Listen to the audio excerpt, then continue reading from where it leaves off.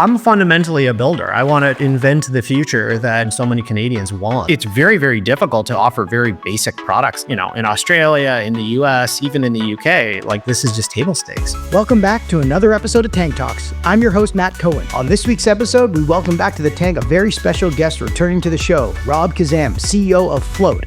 Rob was one of our very first guests back in May 2020 on episode 2 of Tank Talks, right in the thick of the pandemic.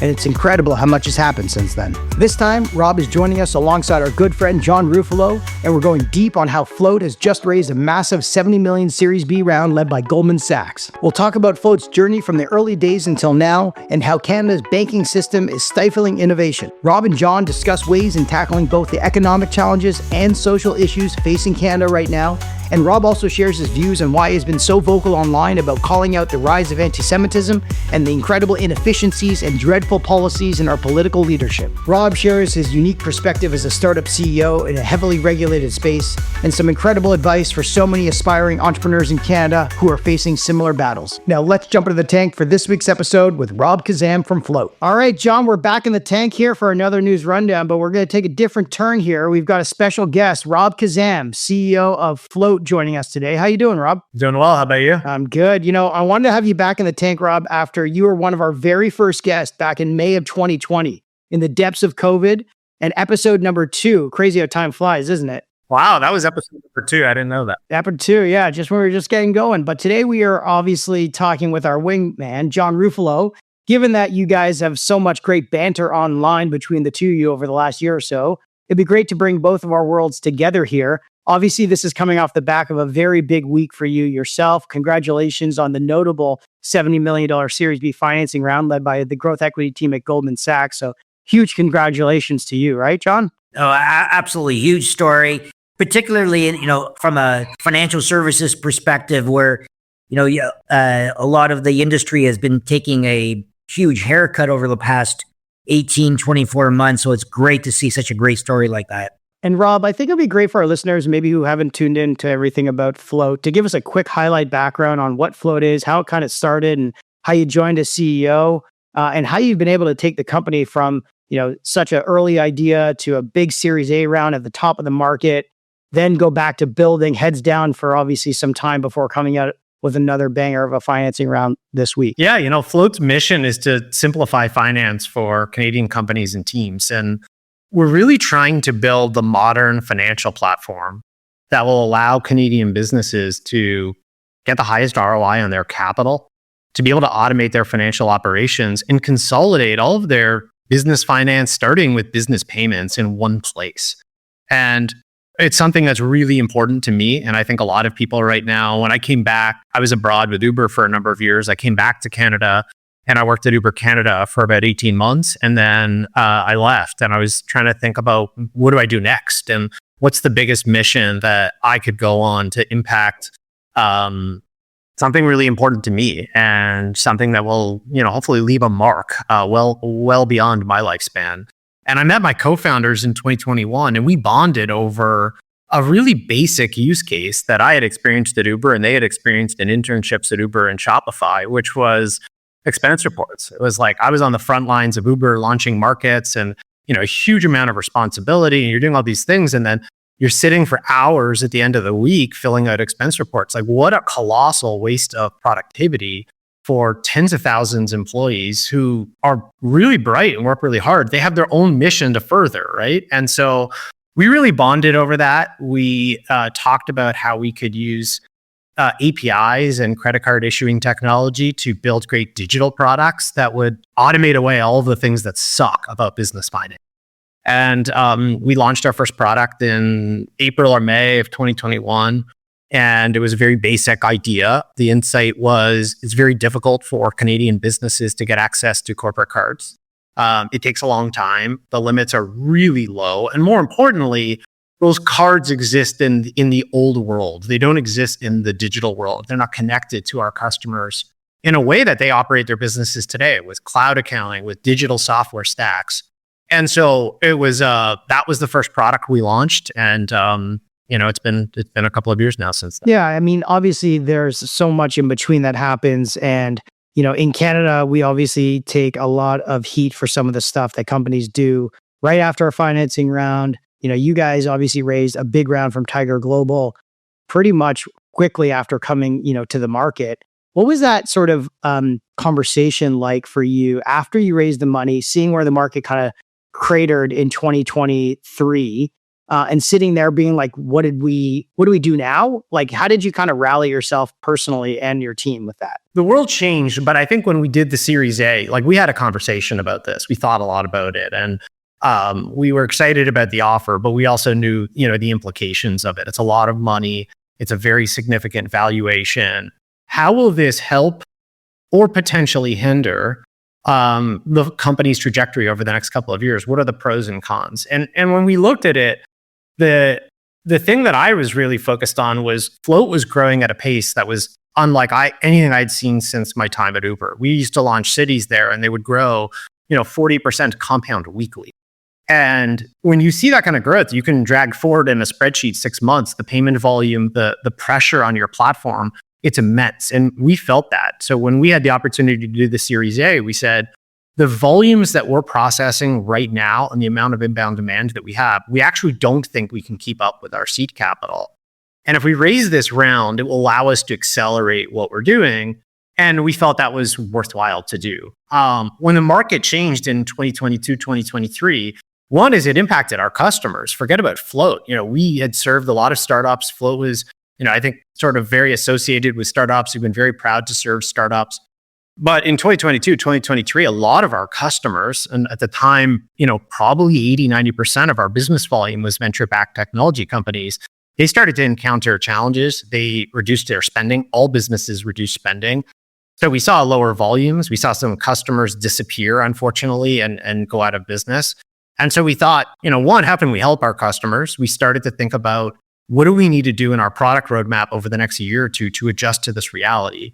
And then number two is what action does Float need to take to deal with this? And so for us, that meant looking at our capital efficiency. We started to really, really, really hone in on burn multiple, burn efficiency relative to revenue growth. And we took, intentional corrective action. We prioritized driving improvements in unit economics. We prioritized holding headcount and costs flat until we reached certain revenue milestones.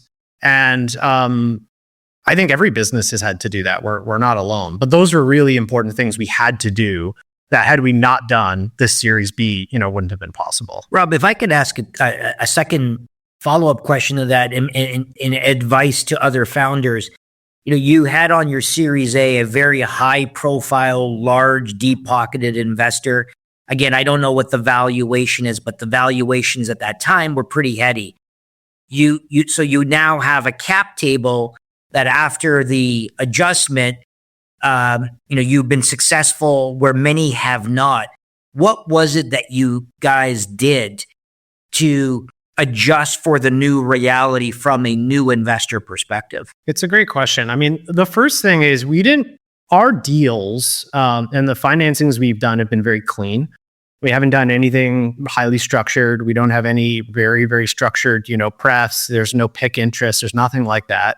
When we've met with investors from the beginning, we talk about our values, my values. What are we trying to build? How do we want to build it? And when we bring investors around, in addition to obviously wanting to convince them to invest in the business, we also ask them questions. Why are you investing in Float? Are you looking for a fast exit? We're not that. We're trying to build a long-term, sustainable, hopefully forever company. So I think first and foremost, it helps investors hearing that and actually deciding we're still interested in investing in this company. Two is when we went out to the market, one of the things we really wanted to prioritize was who would be a long-term investor that could fund Float potentially through to profitability if this round didn't get us there. And we felt really strongly we didn't want to go and do like an A, a B, a C, a D, E, F, G, and bring on all these new investors. It's a huge amount of stakeholder management. We saw, and I think privately, you all talk about it openly, but privately among founders over the last 2-3 years, people have seen, we have investors with wildly different cost bases. They have some different features. We have boards that are very large. We have investors that sometimes have conflicting views. And a lot of founders are trying to unwind that now. And a lot of our customers have tried to unwind that. And so when we went to raise this round, we said, We have to be really clear about these things. This is where we're going. This is what we're doing. We don't want to have the most investors in the world. That's not something we value. We also don't want to raise the most capital in the world. That's not something we value. And so with Goldman Sachs, we've been fortunate to find a partner that we saw was really excited about the long-term orientation of the business. What we liked about them, which I think the venture industry and founders, myself included, sometimes fall prey to, is being too short-term, being too reactive to market sentiment, to the positive or the negative. When the things are going well, go, go, go, go, go. And similarly, when the market turned, people are like, the business is worth nothing. There's no future. Goldman, like us, was very clear. This is the market opportunity through different business cycles. What could this become? Interest rates might be high or low, but what could this business become? And what do we think that could be worth? And why do we think that that's something that ought to exist? And more importantly, be a defensible and prosperous business. And I think that was what really, really helped us. It sounds fluffy, but those are really important conversations that don't show up in the pitch deck. They don't show up in these negotiations. And I think the last thing is, when we went to raise our Series B, and same with our Series A, we never talked about valuation. Our philosophy when we entered, preparation for the Series B was, this is the amount of capital we're looking to raise. We'll go to the market, and the price the market sets is what we'll do within what we're comfortable with. And, in Float's history, we've had people offer to invest in Float at valuations or in terms that we've turned down and said, this is probably not healthy. And so I think that really, really helped. Kudos to you, Rob. That's an incredible way of being transparent, especially with people about being long-term partners with, while also dealing with all the stakeholders that you have at the very early days of Float's creation until now. You've talked about this in your blog post about this money you raised is going to fix Canada's broken business banking problem, among other things we have to fix here in Canada. But can you share a little bit about it? Obviously, banking is a heavily regulated industry. CEOs who want to get regulated or licensed have to kind of toe the line on what they can say publicly and what they can criticize publicly. How have you thought about kind of balancing that while addressing the failures that have kind of straddled this industry for such a long time? I'm fundamentally a builder. I want to invent the future that, we and our customers and so many Canadians want. And that's really what I'm focused on. That's all that we're focused on. And so I think that has to start with being open, with acknowledging what's not right. We have that culture here, radical candor, say the thing. If something's not working well, you can't fix it if you can't have a frank discussion about the fact, hey, this isn't going well. And so more importantly, I think, what the opportunities we see and hear from our customers and also feel ourselves, we use these products ourselves. Speed of access to capital is a huge one. The time it takes for businesses to access capital and the degree to which smaller businesses have access to capital is, I think, like a structural issue in the Canadian market. And we see that, and we felt that since the day the business started. For many of our customers, it's something we hear all the time. Two is this idea of, frictionless finance.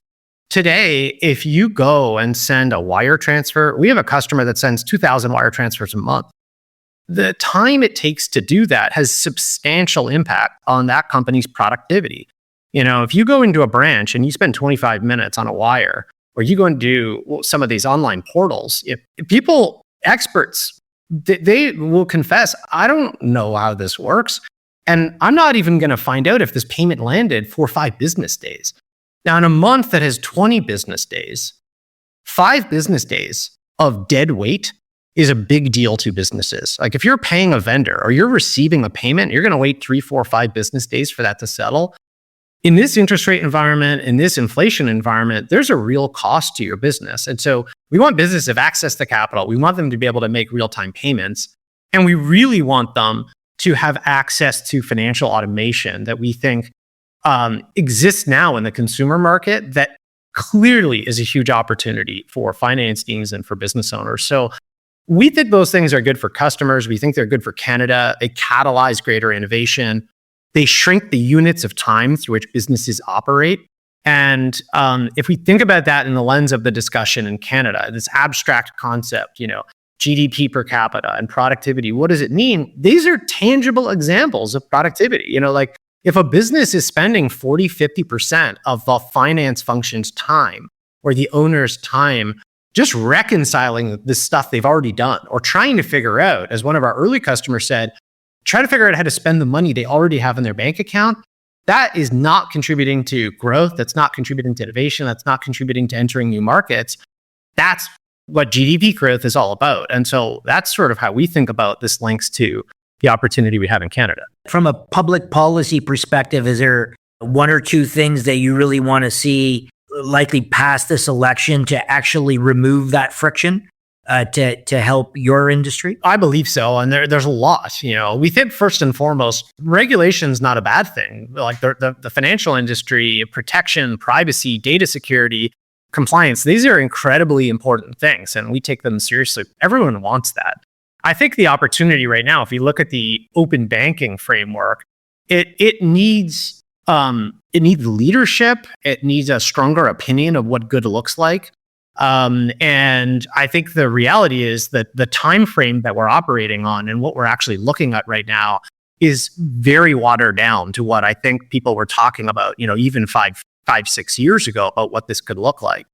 At the end of the day, if it doesn't enable customers and businesses to move money quickly, doesn't enable data portability, it doesn't enable these really rich digital experiences, it's not going to have the effect that we need it all to have. And we're not alone. Canada is part of the globe. We're still in a globalized world. It may be getting less globalized, but insofar as businesses can transact more easily, invest more easily in other markets, you're just going to choose to do so if Canada is a very difficult market to invest in. And similarly, I think all fintechs in Canada feel this.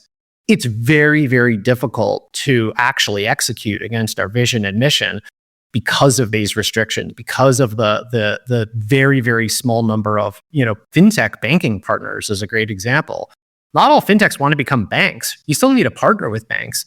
And that's great. We're proud of the partnerships that we have, but it's very, very difficult to offer very basic products to customers here that, in Australia, in the US, even in the UK, like this is just table stakes. Rob, you've obviously worked in regulated industries before. You had to kind of break ground in different European countries, launching Uber in different places all the time. And you work for one of the most, bombastic and risk-taking CEO founders of all time, is Travis Kalanick. And I'm sure he had some influence on how you think about dealing with regulations and kind of breaking down barriers. How has that been received by your employees and your investors and your outspokenness around the lack of leadership we have in this country in terms of establishing the culture for you guys at Float? Yeah, well, I'll start with what's different. I mean, it's true, like Uber had a very different context. When we started Float from the very beginning, we said we're in the business of trust. And that's really important. We are building a financial services business.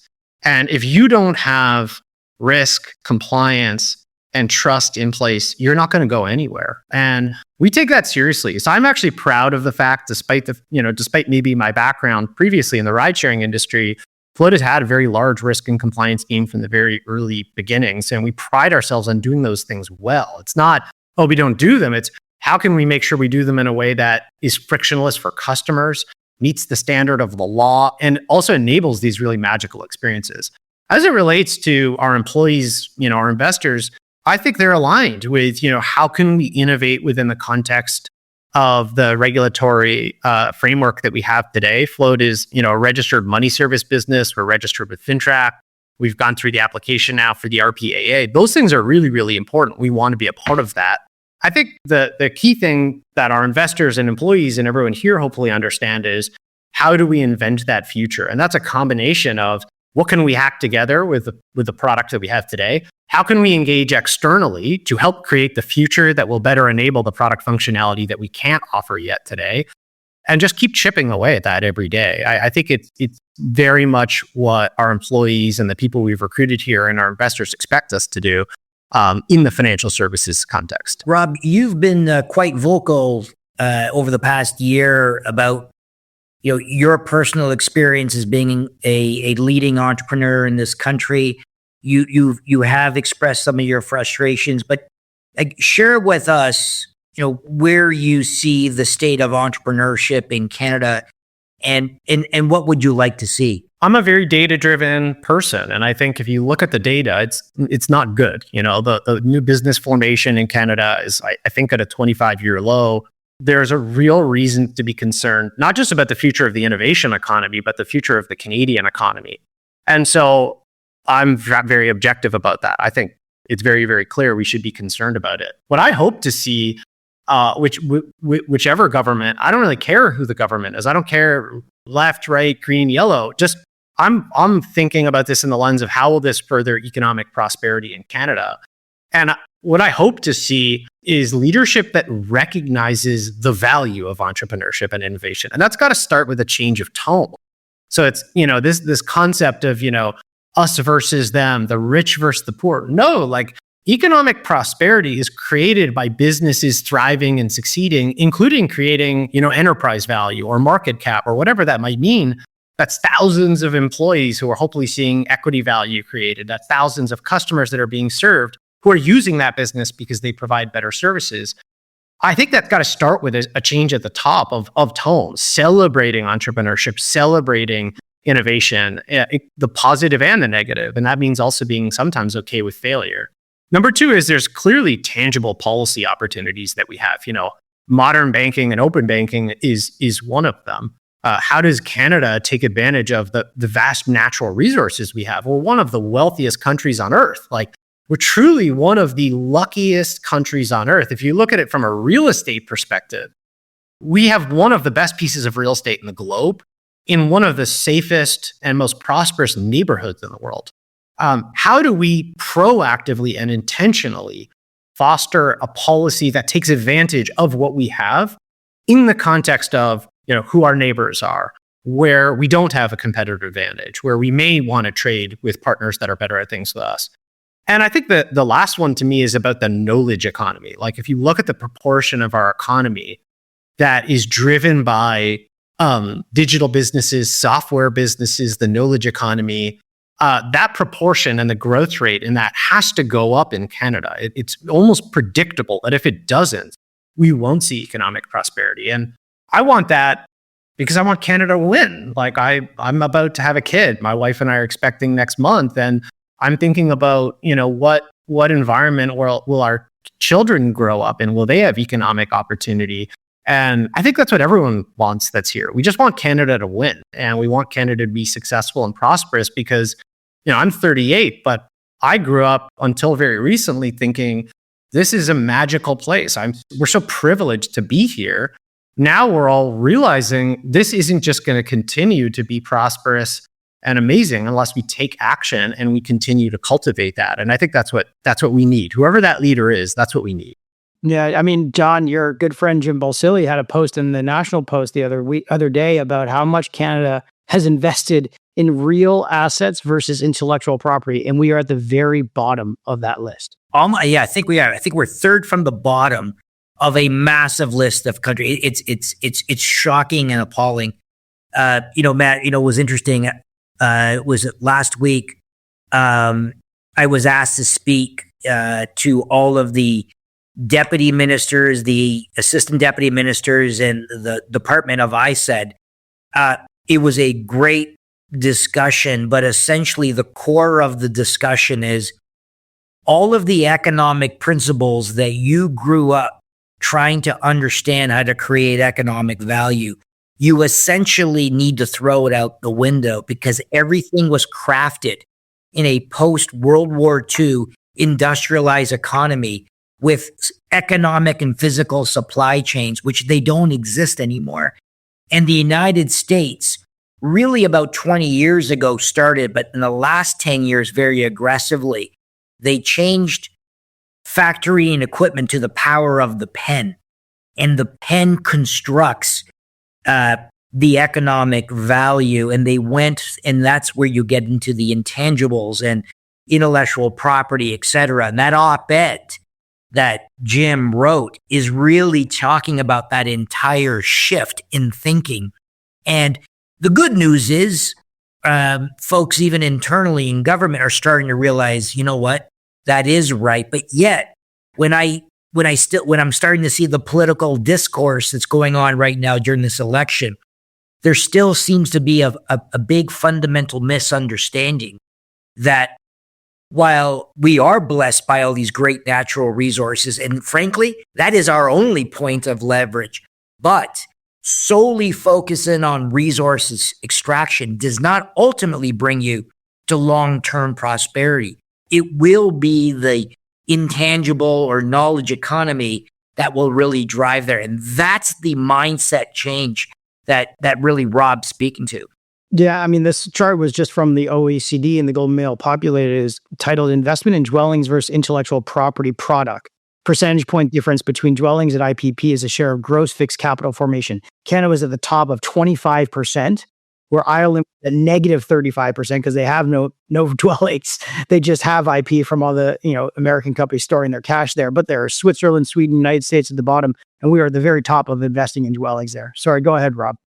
Yeah, and two things jump out at me. One, I think, was in that article, which was this statement of, well, why is GDP per capita, per person important? Well, cost of living is going up. So if we keep bringing in, immigration has been a wonderful part of Canada. I think it's a very important part of who we are.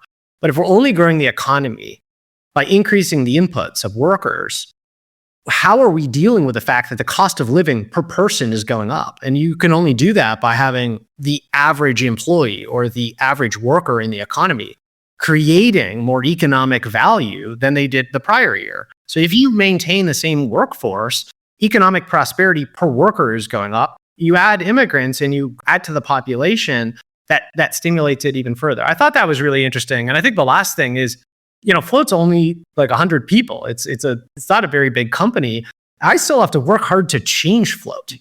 When we look at our goals and we say we have to achieve something different, as CEO, I have to work hard to do that. I have to have meetings with people, and then I have to actually put a line in the sand and say, we have to prioritize this. It won't just happen on its own. And I think that's what I feel now more and more, and Trump is obviously doing this south of the border, is if we want our knowledge economy to grow at twice the pace as it has the last 10 years, there's 40 million people here. There's a large federal government. That's not just going to happen. It needs to become an intentional economic policy that's proactive.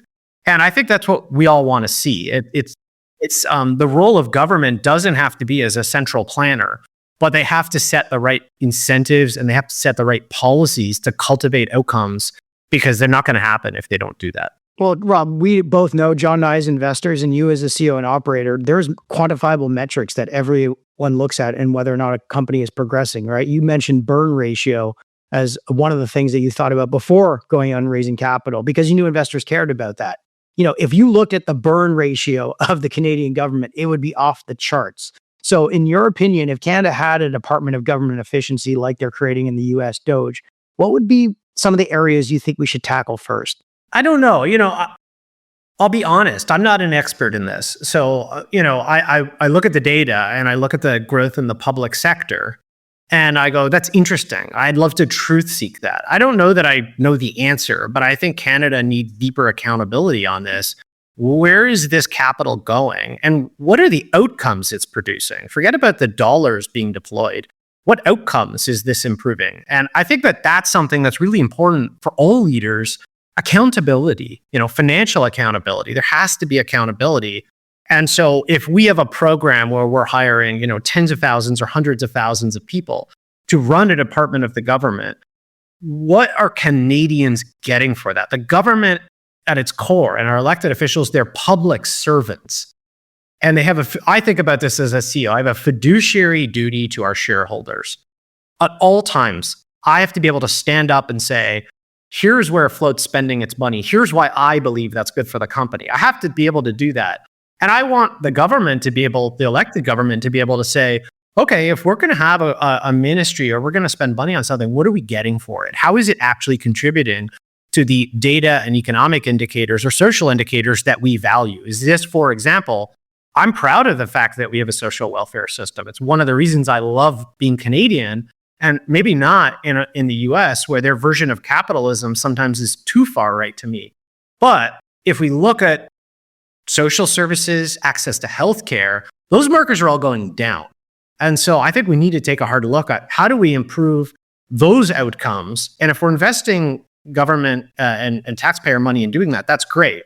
we're investing the money and we've got all these, vague, fluffy statements from the government, but the metrics are not going in the right direction. That's where there's got to be accountability. There's got to be a real discussion. That was well said, Rob.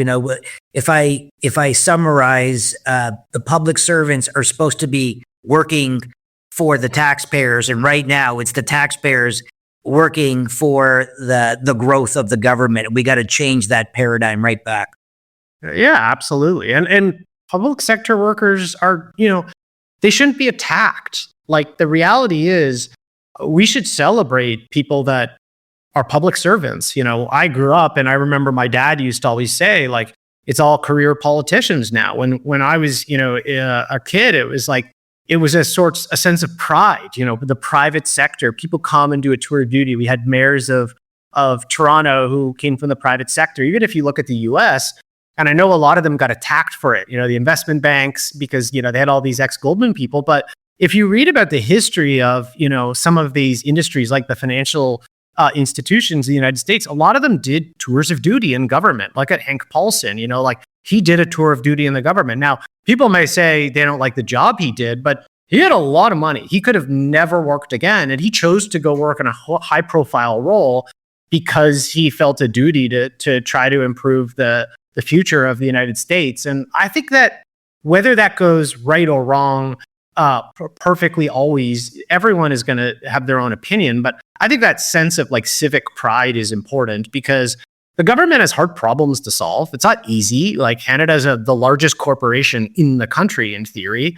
And so you do need great leaders. You do need experience. And I think more private sector experience can help people in the public sector. And more importantly, Canada get to that future state. You have wonderful, highly talented people across the country. How do we take advantage of more of those voices and that expertise? Well, I think it's hard though, when we have this happening right now in Canada with Mark Carney, right, putting his hat up for potential leadership of the Liberal Party. And then, as you said, and Biden said in his outgoing speech, watch out for tech billionaires taking over, government. There's this message around how people of influence and power and experience are bad for politics, are bad for policymakers. Automatically. It's just stupid. Like, it's just dumb. Look, at the end of the day, if you look at people who have achieved tremendous financial success, if you really look at it more deeply, what does it mean? They became the top of their field in something.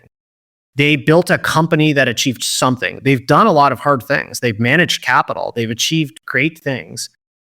Presumably, highly competent, highly capable people. This is what capitalism is all about, And so we should criticize those people. Who cares that they're billionaires? Like, I'm not interested. I don't really give a shit if you're a billionaire. Like, if Connor McDavid's the best at hockey, I don't really give a damn how much money he makes. Like, he must know something about hockey. If I was going to go try to build the best hockey camp in the world, I'd probably go study what did he do? I mean, that's sort of table stakes common sense. And so this whole idea of, blanket statements, it's the rich versus the poor, or this and that, it's stupid. Let's look at the talent we have in the country and make the most of it. Why wouldn't we look to the people that have had those experiences? It doesn't mean they have to run the government, but take advantage of what we have. Canada, if you look at the problems we have to solve now, we can't go, who are the best people in the government to solve this problem? We need to look at who are the best people in the country that can solve this problem, and what are the playbooks and the case studies around the world that we can replicate. That's the beauty of 2025. I feel this way about business. You don't have to invent everything. You can go study what other countries have done. Go read history. We're solving a lot of problems other countries have solved before. And I think we just need to take advantage of every resource we can. Rob, you've traveled around the world a lot. You've built businesses kind of around the world. What are some of the things you saw during your time building businesses and traveling that you think we lack and should be taken seriously considering here in Canada? I'll share some of business points and then maybe on some personal ones on Canada that I wanted to share as well. Like, I think what was interesting growing up is I worked in private equity earlier in my career, and I had this feeling like, wow, the New York funds are really aggressive. Like, the New York funds are crazy. The Americans are crazy. They're so aggressive. And then the more I went around the world and spent time with folks in the US and other parts of the world, I realized like, that's the world. Like, the world is just very competitive, and all American companies are competitive. The level of competition is just a lot higher outside of the United States, outside of Canada. So it sort of opened my eyes that it's not actually that the world is like Canada and the US is really aggressive. The whole world is competitive. And countries that are growing and innovating have to be competitive to drive economic prosperity. And so, number one, I think it was great to see and to learn that's actually table stakes. If you want to build something, if you want to be successful, you have to be competitive a bit. And that was honestly my biggest lesson. I think the one that maybe I would share on a personal level and why I care, and maybe why I've become more outspoken.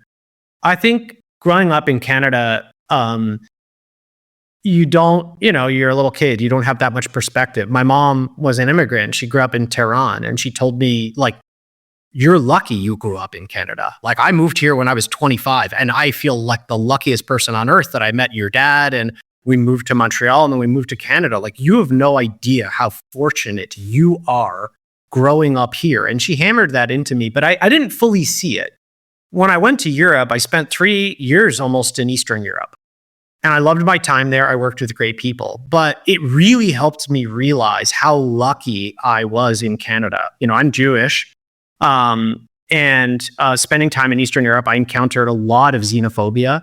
I encountered a lot of anti-Semitism. Even the Eastern European teams that I managed, we'd get together and go for dinners. And, the Hungarian team and the Romanian team and the Russian team and the Poland team, we're all part of the same company, but you get a drink or two in people and you start better understanding some of the like nationalist and even some of the religious tension. And it was really uncomfortable, to be honest. And so I then saw what happened in Western Europe, the migrant crisis. And when I came back to Canada, I didn't leave Europe. I came back to Canada. I thought, wow, I have so much more perspective on how rich and multicultural Canada is. And it dawned on me, I grew up in an environment where you're walking around, there's people from every place on earth. We get in taxi cabs. My mom immediately starts speaking, Arabic to the driver, and he's laughing, and my mom and him are talking. This is my whole experience of my life, multiculturalism, but a common sense of national values that unite people. And so that's what has been really hard about the last couple of years is I feel like we've lost that. And that was something that I actually, being abroad, thought, oh, Canada is the only country that actually does this so well. This is special. And I want that back. And I think we all want that back. The concept of diversity, immigration, multiculturalism, like those are hallmarks of Canada. Those are things to be celebrated, but we need a common definition of what Canadian values are.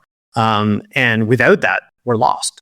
Yeah, Rob, thank you first off for sharing that. Obviously, I know your personal background, your family's journey over here, but you've also been speaking a lot about the anti-Semitism in Canada as a fellow Jewish Canadian. Thank you for being so vocal about it. But you saw it earlier on than we saw it here in North America, given your time in Eastern and Western Europe. I mean, how do you think, and hopefully maybe some new political leaders can change it, but how do you think it changes internally with everyone's future being at stake here?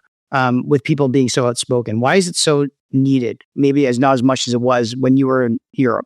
I mean, I think it starts with this idea that, whether you're in a company or a country, things change from time to time. And without people speaking up and saying, hey, this is the North Star. Like, I thought this was the North Star. You have to course correct, and citizens and people have to speak up. And I think Canadians, we have such tremendous values, but one of the things Canadians can sometimes be criticized for is being too quiet and being too accepting.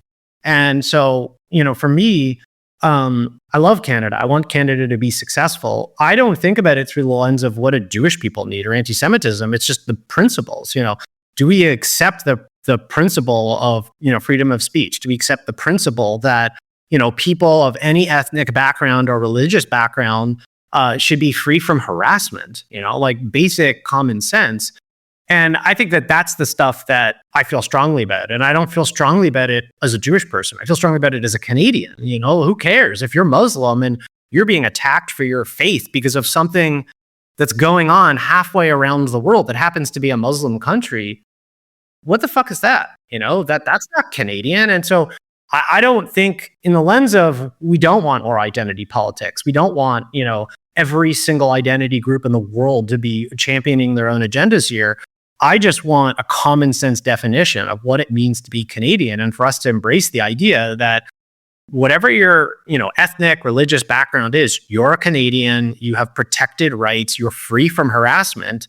And, I keep this stuff out of Float. I don't talk about this stuff often at Float. We're very, very free. We talk about our mission. That's the thing that unites us. But I post about it publicly because it's deeply affected, lots of people, myself and family members and everyone. I mean, my friends are in communities right now in Canada are deeply concerned. There's physical violence taking place. There's attacks against people because of their faith for things that, are going on around the world. It's just inappropriate. It has no place in Canada. And I want people to feel okay saying, this is not okay. I don't like this. I want it to change. And without that, nothing will change. And Rob, with what you're saying is, when people don't speak out, you better watch it because you just might be the next one on there. And that's the real issue. And we will destroy everything that Canada is about. And I agree with you. And hopefully with a change of the tone of the top, this insanity will end. It doesn't mean that we stop conflicts that go on around the world. But the one thing that is in with our control, we have a law here and we don't even need to create any new laws, just enforce the bloody things that we have on the book right now. And that's what I've believed, all of my life. And I think we should have the expectation that our laws need to be enforced. It's as simple as that. 100%. I mean, freedom of protest, it's a great thing. I mean, I have no issues with that. But when you go attack a Jewish day school, there's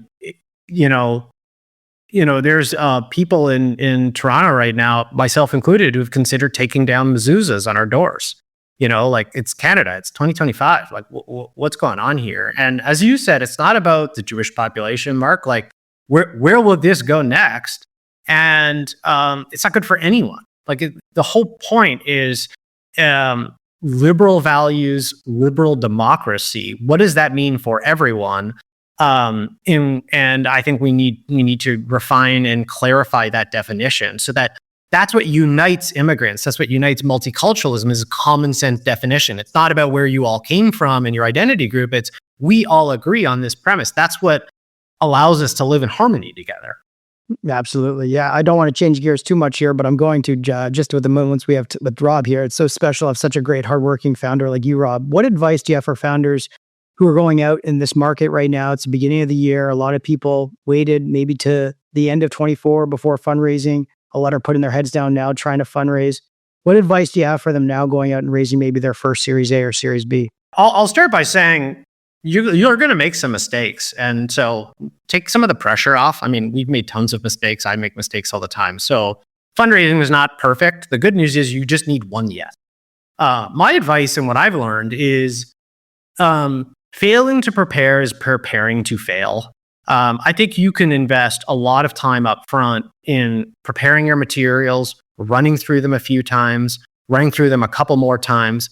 And that goes a really long way. Number two is anticipating the top 50 hardest questions you're going to be asked and preparing to answer them and aligning with your team on what is the answer to this question. And I think that's actually got to start internally. So you sit with your co-founders, you sit maybe with your leadership team and board. What are the answers to these questions? What is our best point of view on this right now? It might be about our vision. It might be about our business model. And make sure you've actually fleshed that out. I think three is meet lots of investors. You just need one yes. You might go to 100 funds and get 99 no's, but the one that you got is the one that enables your company to keep building. So embrace the math, which is you may be declined by 99% of investors. You get one yes, that's success. So embrace that and psychologically prepare for no's. And I think the last one is put the money aside for a minute and really think about the human beings that you're going to be partnered with. You're going to be in a marriage for years. And it's easy for things to go well when they're going well. Ask yourself and actually have the conversation. what do you want out of this investment? What does success look like for you? How would you deal with, or how would we tackle a problem like business growth not coming in as expected, or a competitor entering our market, and just get aligned on values. I think that founders underestimate the importance of that. And because founders are strong-willed and by definition have strong opinions, you also need to ask yourself, is this someone that will complement me? If you're talking to investors, you're going to get hyper involved in the business. And the reason you quit your job and built a business was so that you could have two hands on the wheel. Ask yourself the question, will this be motivating to me? Will that complement what I'm doing, or will it actually create friction? And so I think those are some of the things that jump out, and just a lot of hard work. The one thing I would say is, Rob, all we're hearing about is how difficult the fundraising environment is. And what was great about your story is it's not a situation where the capital is not out there. Yes, the criteria, may have gotten tightened in chain, and perhaps the bar has gotten higher, but it is really refreshing to see. And again, in particular on the fintech side, where your industry has taken a number of hits over the last 18 months. So that optimism, I think, is infectious. And the second thing I would just, as a commentary, building your business in Canada is not a bad thing. And we just really want to encourage more entrepreneurs like yourself to do the exact same thing. Go out early, do as much work as you can, plan for the worst, hope for the best. I think when we started our process, our team said, like, you're crazy, but I said, this will take a year. Let's assume this closes in the summer of 2025. And so we prepared as though this could literally take that long. And if you do better than that, then that's a win. Plan for the worst, hope for the best. I love that FAQ thing. We have our founders do that as well. It's like, write down the list of all the questions that you're going to be asked and prepare for them ahead of time. Don't wait for them, fastballs to come at you without knowing it. I think you talk a lot about channeling rejection, obviously, into your drive, Rob. Any personal stories that shaped this in your mindset? It's funny, like, I'm building a company of really high pedigree, high performing people, and they're all, sometimes I'm like, I'm not sure if I interviewed at Float, I'd get a job, because these folks all did really well in school.